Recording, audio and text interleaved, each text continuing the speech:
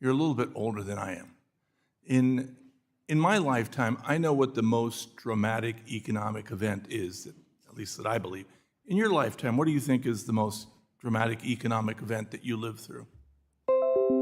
As a country, as a world? So as an adult, I would say the global financial crisis and the pandemic are No, the just two one. You get to pick big one. events. Sorry?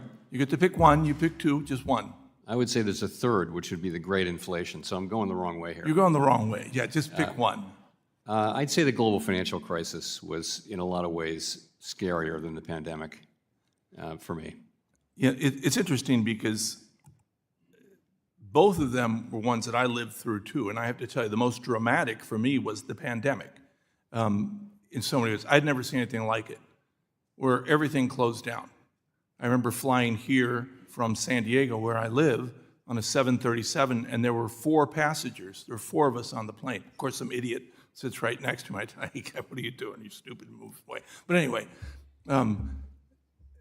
it is interesting that we didn't fall into the recession. We didn't fall into a depression. I was really scared about what was going to happen because of the way we closed down. We didn't know it was going to go. We didn't know it was going to happen. And I think a big reason for that was the sort of the strength that we had at the Fed, and the country came together and said, you know, we're going to figure this thing out. And we did that. You didn't panic. You guys were very independent. I think everyone did their job. I'm not sure. Okay, so far it seems like the president fits those. He's a U.S. citizen. He can propose himself, and I assume that the senators over there could confirm. Why couldn't he become the Fed chair also? Again, not a question for me. Okay. I wouldn't speculate. The reason I ask that is because, again, I do think that we have a great system because of the independence of the Fed. And it worries me that more and more, and I assume, I'm not going to ask you this embarrassing question, although I would like to, you know, whether you read all the things that he says about you. I'm sure you do, or some people tell you. Yeah, but I won't tell you what they are. But I'm glad you've been independent. And I think that that's so important because you do look at long terms. It's not missed on you. You know that we want you all to lower the rates. You know that, both sides, right? You get that. The answer could be yes or no. Honestly, I'm not sure I do know that. I talked to a Well, lot I of can members tell you, from our privately. side, we'd love to see the rates go down. And I've heard from a number of my colleagues on the other side, we'd love to see the rates go down. I talked to I a think lot of they'd pretty members who unanimously say like to see it. privately, you're doing the right thing. I hear that from a lot of members privately. Yeah, oh, But in any case, we have to do, we're appointed and confirmed, my colleagues and I, do what we think is right. That's exactly right, and that's why I say it, because I think it's not lost on you that we all want the rates to go down. In fact, it's really real when you say, you know, someone's locked in at 3% at their house, you know, their interest rate, so they don't want to move and get a 7% rate. I mean, they don't want to pay that. That's real. My colleagues mentioned that, and that's truthful. And that's why it's so important to be independent. Now, lastly, I do want to ask, because again, it's so darn important to have an independent Fed chair and an independent Fed. Secondly, the dual mandate. I respect the chairman very much, and he's a friend. I hope that doesn't hurt him politically. But that being said, he did ask you a question about the dual mandate in a way that he quoted somebody else and said, is that the way you see it? I do want to see, how do you see the dual mandate? It seems to me that you gave a little bit of a preference to price stability over maximum employment. Is that the case? No, I think the two things are equal under the law.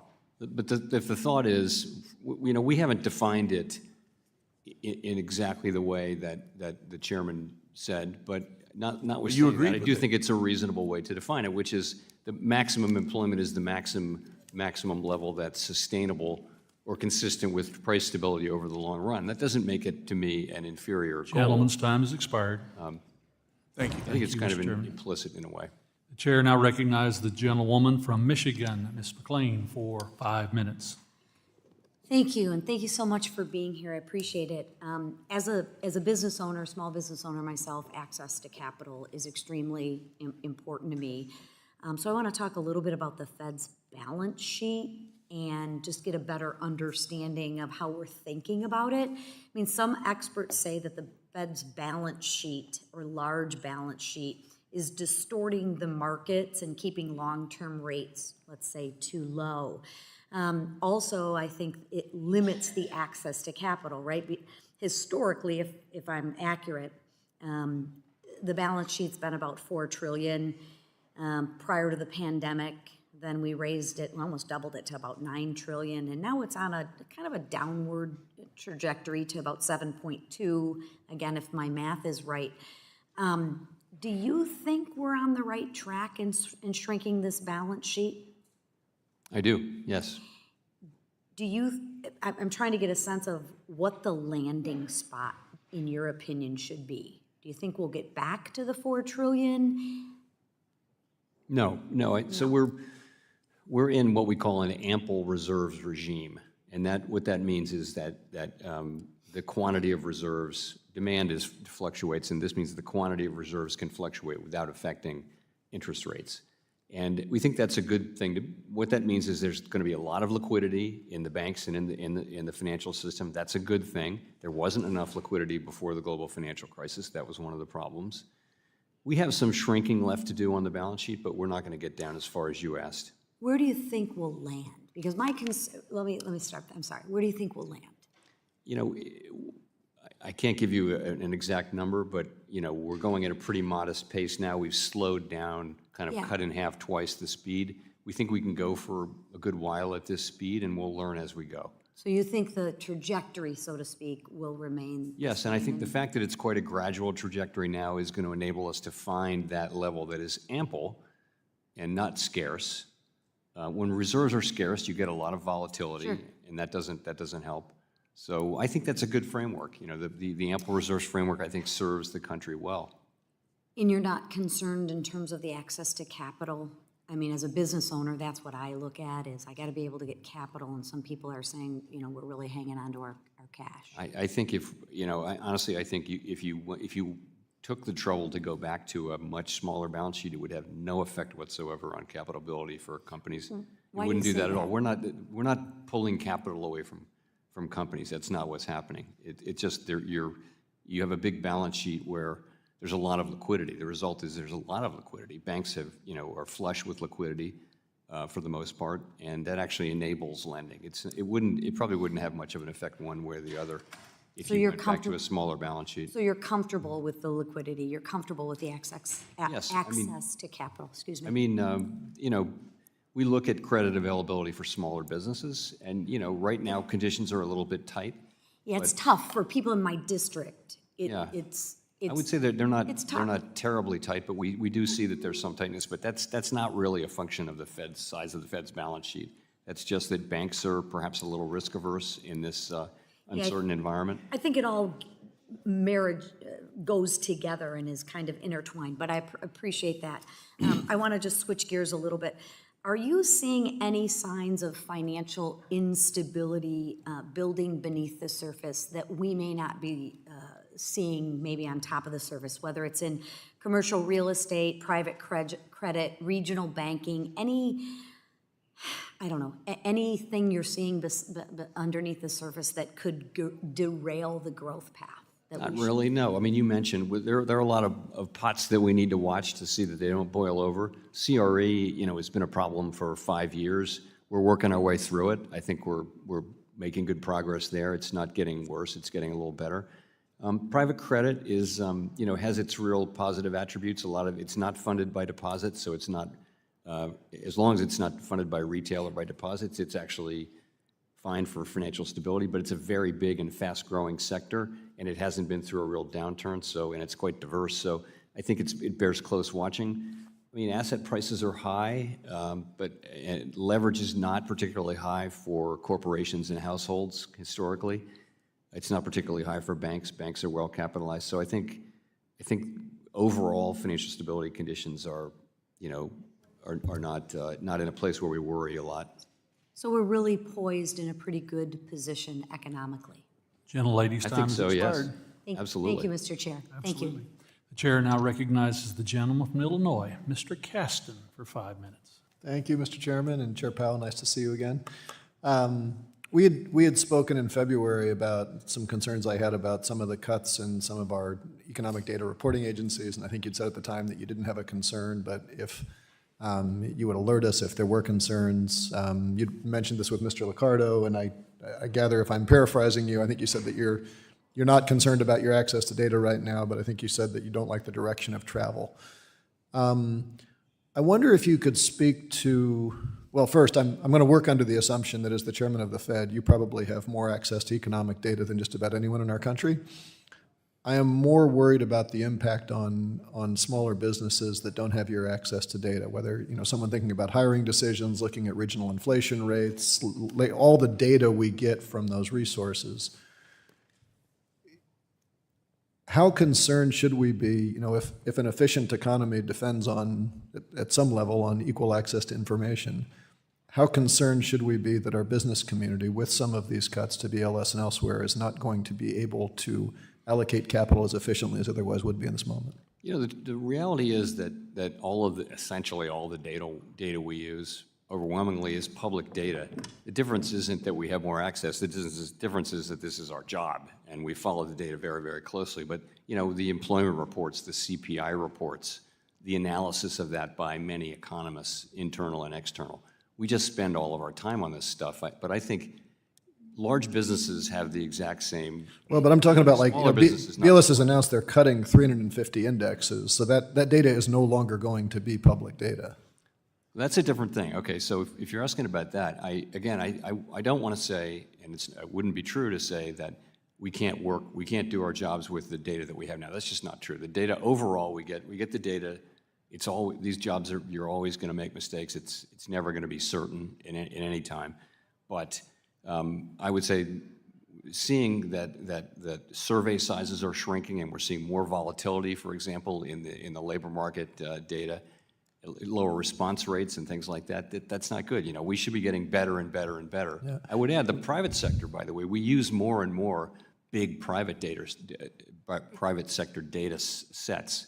And that is a relatively new thing for the last 5 or 10 years. Yeah, and oftentimes it doesn't replace the U.S. government data has been the gold standard. Yeah, and I guess I get concerned because some of those data sets, of course, you have to pay for, and not every business can afford that. I want to, staying on the data point and picking up on what Mr. Himes was saying, I think only a fool would predict they know what's going to happen in the Middle East right now. But I get concerned that we have, trying to handicap. The Saudis have been very open that they would like to not see the price of oil get above a point where they're going to lose market share, much to the dismay of U.S. frackers. U.S. frackers have been wanting to see it go the other direction. I don't know how to handicap which group is going to have more impact on Trump right now. But I would like to have some smart person out there taking a position on what is happening in oil markets. And the Energy Information Administration has now announced they're not going to run the International Energy Outlook anymore. Should we be concerned about that piece of data as we think about what's happening in global energy markets right now, given all the pressures between various suppliers of where they'd like to see the price go and the wild card that is Iran and the Red Sea? I don't particularly know that specific report. I know there are many entities that do data analysis around energy and oil and the availability of it and the price of it and all those things. So I can't speak to that one report. Okay, well, again, just my own experience before coming here, I relied a lot on that, and if I was in my past job, I would now basically have to rely on the International Energy Agency, which in general was not as robust as the DOE data. And so it's a gap. And I guess maybe I'll just close with, I think a lot of this gets tied together with the Office of Financial Research, which would presumably be synthesizing a lot of this information for you. Your predecessors, Janet Yellen and Ben Bernanke, both recently urged the opposition to cuts in Office of Financial Research that are in the bill that the Republicans are pushing through. Do you share your predecessors' concerns about the importance of that agency to synthesize some of this disparate things so that you can do your jobs, that the American people can do your job, or do you share the views of the Republican Party that agency is not necessary? I'm not going to take a position on the bill, on the reconciliation package on specific issues like that don't relate to us.